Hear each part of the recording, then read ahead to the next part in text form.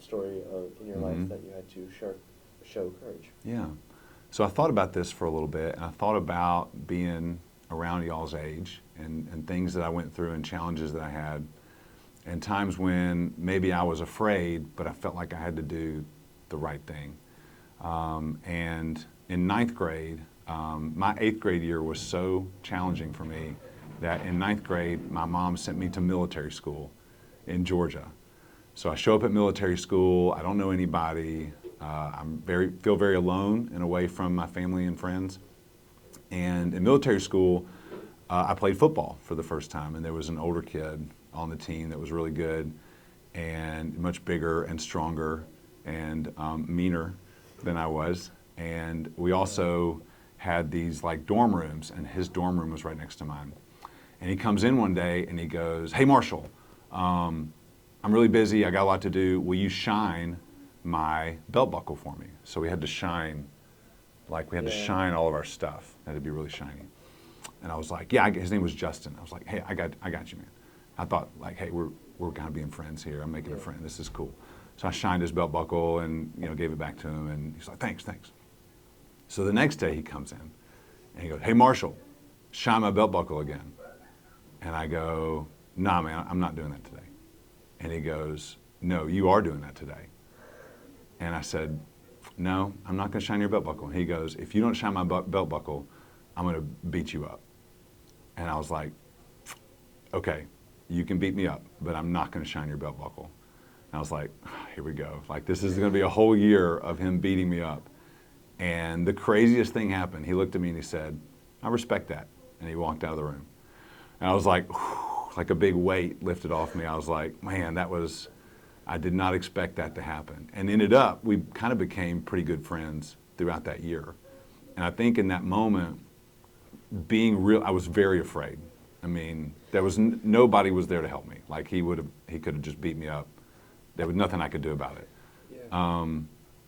But knowing the right thing to do and kind of standing up for myself in that moment, even knowing that it might cost me some pain and suffering, and then having it work out the way that it did, it taught me something about courage and standing up for yourself. Affecting you in the long run. Oh, well, I mean, it gave me a tremendous amount of confidence, to be courageous, especially going through high school and other challenges that I would have faced when I came back, to the Birmingham area from military school, and just playing sports and, being in high school and interacting with other people. I had more confidence to say, hey, I'm not just going to let people push me around. Like, I'm going to stand up for myself. And that doesn't necessarily mean fighting, but it means saying, hey, you can't push me around. I'm going to stand up for myself. Yeah. Well, we're happy to have you, and thank you for showing courage throughout everything that you've had to deal with. Thanks, Malika. Appreciate it. Hello, Ms. Trailer. Hey Mal, how are How's you? your day been? It's been interesting, but it's been good. How's your day? Not bad. Good. So, as you know, it's the month of courage, and you've nominated yourself to share a story about your life when you had to show courage. Right, and it's also Primary Immune Deficiency Awareness Month, which is part of what my courage is about. So, every day you have to show courage. Every day there is something you face that is a challenge that you have to find a way to courage through, power through. We all have those, everybody. I had to show a lot of courage when my son was 5 and got diagnosed with cystic fibrosis, and then a few months later got diagnosed with primary immune deficiency. I decided to quit my full-time job, go back to school to become a scientist so I would know what I needed to do to help him, so I could be a better parent, so I could help him through his sicknesses, through his disabilities. And I was a single mom. So I literally quit a full-time job to go back to school to further myself to help my kid. And that was a big courage thing because it's a lot to go to school, but when you have a sick kid in the middle of it, it's a lot too. But it was the most rewarding thing I did. So sometimes when you show courage, you face courage, and you get through it, you find that you learn a lot more about your strength as a person. And those are important things, because kids every day, y'all face challenges every day. We all do. But I think the main thing is what you learn from that courage and how you use it the right way to help you grow is so amazing. And that's the main thing I learned. Just going back to school, literally working part-time, trying to make ends meet. It's amazing how much that can affect everybody's life, but in the long run, it wound up being the best thing for me and my son. He loved it. He felt safe at home. He knew I could take care of him. He didn't feel scared every day because he had to show courage too, being as sick as he was. So those are the main things we showed courage on.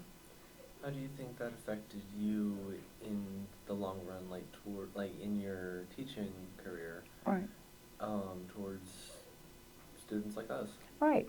So I try to encourage you guys to show strength and show courage and try to do your best to not let other people bother you, to not let the little dramas that go on in life affect you in any way. And I chose that path because I felt that it would be better for me, and it really did. I did almost a 20-year stint as a nurse, and it was one of the great choices I made. I was able to survive better. I made more money than I did previously at the other job.